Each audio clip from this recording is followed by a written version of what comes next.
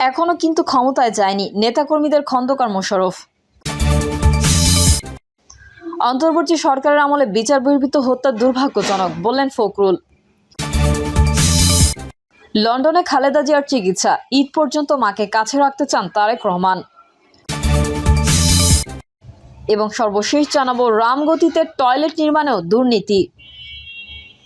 এতক্ষণ শুনছিলেন সংবাদ শিরোনাম, এবারে বিস্তারিত। তবে তার আগে অনুরোধ থাকবে আমাদের চ্যানেলটি সাবস্ক্রাইব করে বেল আইকনটি ক্লিক করুন।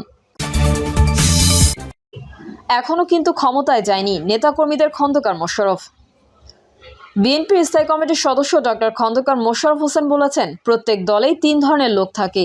এক ধরনের লোক হলো দলের আদর্শ নীতিকে লালন করে, আরেকটি হলো ক্ষমতার জন্য, অপরটি হলো সুবিধাভোগী। আওয়ামী লীগেও ছিল। তিনি বলেন, শেখ হাসিনাকে এই সুবিধাভোগীরা ঘেরাও করে ব্যাংক লুট করেছে, বিদেশের টাকা পাচার করেছে, দেশের দুর্নীতি সহ যত রকমের চাঁদাবাজি আছে করেছে। তাদের কারণেই আজকে আওয়ামী লীগের এই অবস্থা হয়েছে।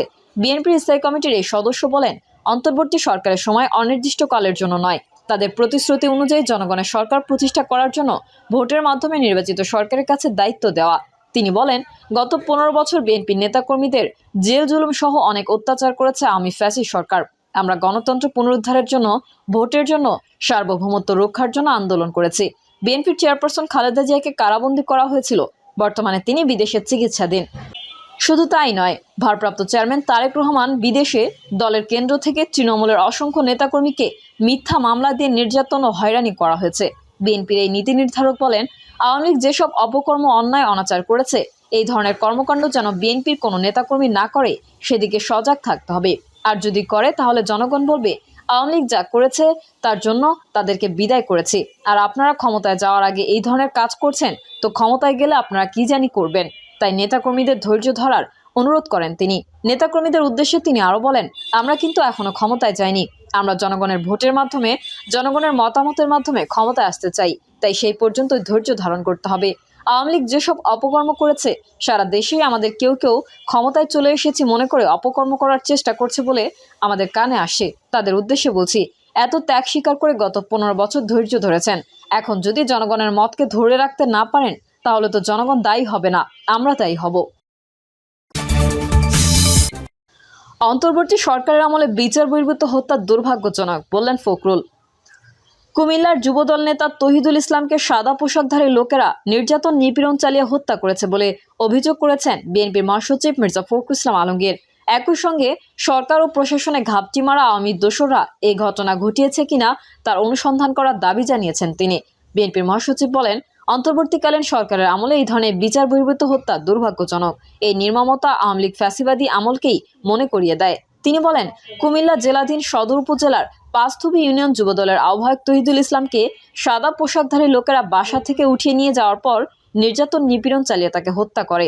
ছাত্র জনতার আন্দোলনে আওয়ামী ফ্যাসিস্ট সরকারের পতনের পরে গণতান্ত্রিক আন্দোলনে অংশগ্রহণকারী রাজনৈতিক দলগুলোর সমর্থিত অন্তর্বর্তীকালীন সরকারের আমলে এই ধরনের বিচার বহির্ভূত হত্যা দুর্ভাগ্যজনক।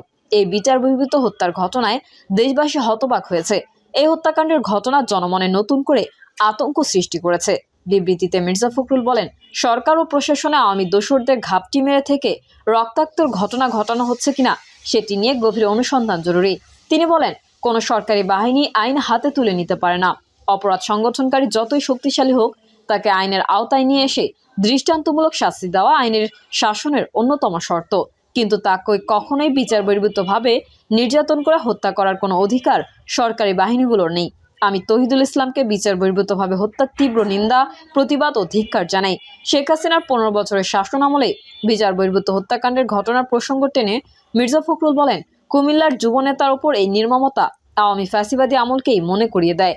ডক্টর মোহাম্মদ ইউনূসের নেতৃত্বাধীন অন্তর্বর্তীকালীন সরকারের অন্যতম অঙ্গীকার হলো গুম, খুন ও বিচার বহির্ভূত হত্যা থেকে জাতিকে মুক্তি দেওয়া, রাষ্ট্রীয় সন্ত্রাসের ভয়ভীতি থেকে দেশবাসীকে নিরাপদ রাখা।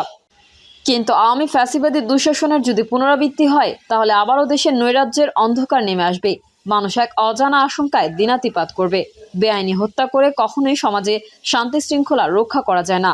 এতে আইনের শাসনকে চরমভাবে অবজ্ঞা করা হয় এবং দেশকে ঠেলে দেওয়া হয় আদিম অন্ধকারের দিকে। লন্ডনে খালেদা জিয়ার চিকিৎসা, ঈদ পর্যন্ত মাকে কাছে রাখতে চান তারেক রহমান। লন্ডনে বিএনপি চেয়ারপারসন খালেদা জিয়ার মূল চিকিৎসা শেষ। এখন তিনি ছেলে তারেক রহমানের বাসা থেকে অন্যান্য চিকিৎসা নিচ্ছেন। শারীরিক ও মানসিকভাবে ভালো আছেন। দেশে ফেরা নির্ভর করছে তার সিদ্ধান্তের ওপর। ফেরার আগে দ্য লন্ডন ক্লিনিকে খালেদা জিয়ার চূড়ান্ত চেক আপ করানো হবে। খালেদা জিয়ার চিকিৎসায় গঠিত মেডিকেল বোর্ডের এক সদস্য লন্ডন থেকে শুক্রবার রাতে সমকালকে এসব তথ্য জানিয়েছেন। তিনি বলেন, ম্যাডামের মূল চিকিৎসা শেষ বলাই যায়, এখন ফলো আপ করতে হবে। ফলে 2 পুত্রবধূ ও 3 নাতনির সঙ্গে আনন্দের সময় পার করার মানসিক অবস্থা বেশ ভালো। তিনিও শিগগিরই দেশে ফিরতে চান। তবে তারেক রহমান চাচ্ছেন ঈদুল ফিতর পর্যন্ত মাকে কাছে রাখতে। ফলে ম্যাডাম ঠিক কবে দেশে ফিরবেন এটি তার সিদ্ধান্তের উপর ছেড়ে দেওয়া হয়েছে। খালেদা জিয়ার চিকিৎসার জন্য গত 7 জানুয়ারি যুক্তরাজ্যে যান। লিভার বিশেষজ্ঞ জন প্যাট্রিক কেনেডির নেতৃত্বাধীন মেডিকেল বোর্ডের অধীনে লন্ডন ক্লিনিকে টানা 17 দিন তার চিকিৎসা চলে। এরপর 24 জানুয়ারি রাতে ছেলে তারেক রহমানের বাসায় ফেরেন 79 বছর বয়সী খালেদা জিয়া। জানা যায়, খালেদা জিয়া না ফিরলেও সপ্তাহখানেকের মধ্যে কয়েকজন সফরসঙ্গী চিকিৎসক দেশে ফিরবেন। এরপর তারা জুমে মেডিকেল বোর্ডের সঙ্গে যুক্ত থাকবেন। বাকি সদস্যরা শেষ পর্যন্ত থেকে যাবেন লন্ডনে তার সাথে। 2 দিন আগে বিএনপির স্থায়ী কমিটির সদস্য খালেদা জিয়ার ব্যক্তিগত চিকিৎসক ডক্টর AZM জাহিদ হোসেন লন্ডনে সাংবাদিকদের বলেন, খালেদা জিয়া দেশে ফেরার জন্য অত্যন্ত উদ্গ্রীব। তিনি বলেছেন, চলো আমরা দ্রুত বাংলাদেশে ফিরে যাই, দেশই আমাদের জন্য ভালো। জাহিদ হোসেন বলেন, খালেদা জিয়া দীর্ঘদিন স্বৈরাচারের ষড়যন্ত্রমূলক মিথ্যা মামলায় কারারুদ্ধ ছিলেন। তার বেশ কিছু পরীক্ষা লন্ডন ক্লিনিক করেছে, যা আমরা করতে পারিনি। সেগুলোর রিপোর্ট এখনও হাতে আসেনি। সেসব পাওয়ার পরপরই সিদ্ধান্ত হবে সাবেক প্রধানমন্ত্রী কত দ্রুত বাংলাদেশে ফিরবেন। তিনি জানান, খালেদা জিয়া সার্বক্ষণিক অধ্যাপক জন প্যাট্রিক কেনেডি ও অধ্যাপক জেনিফার ক্রসের তত্ত্বাবধানে আছেন। মেডিকেল বোর্ডের সদস্যরা বাসায় নিয়মিত ফলো আপ করছেন। যুক্তরাজ্যের নিয়ম মেনে বাসায় তার চিকিৎসা চলছে। রামগতিতে টয়লেট নির্মাণেও দুর্নীতি।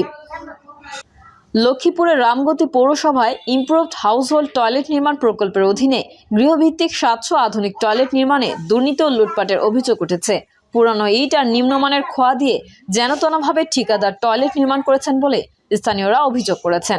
জানা গেছে, স্থানীয় সরকার পল্লী উন্নয়ন ও সমবায় মন্ত্রণালয়ের অধীনে দেশের 30টি পৌরসভায় পানি সরবরাহ ও স্যানিটারি প্রকল্পের আওতাভুক্ত জনস্বাস্থ্য প্রকৌশলীর তত্ত্বাবধানে রামগতি পৌরসভার ইমপ্রুভড হাউসহোল্ড টয়লেট নির্মাণ প্রকল্পের মাধ্যমে গৃহভিত্তিক 700 আধুনিক টয়লেট নির্মাণ করা হচ্ছে।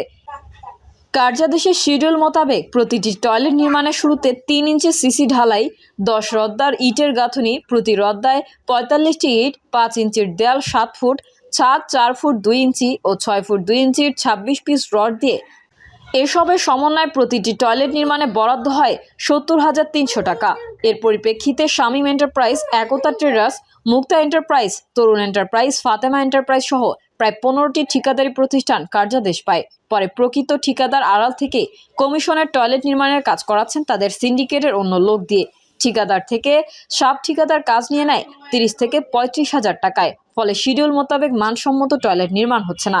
এসব অনিয়ম যেন দেখার কেউ নেই। ফলে চলছে ভয়াবহ দুর্নীতি আর লুটপাট। প্রিয় দর্শক, এই ছিল এখনকার সর্বশেষ সংবাদ। আপডেট সংবাদ পেতে চ্যানেলটি সাবস্ক্রাইব করে বেল আইকনটি ক্লিক করুন। কমেন্টে আপনার মতামত জানিয়ে আমাদের সাথেই থাকুন। ধন্যবাদ সবাইকে। আল্লাহ হাফেজ।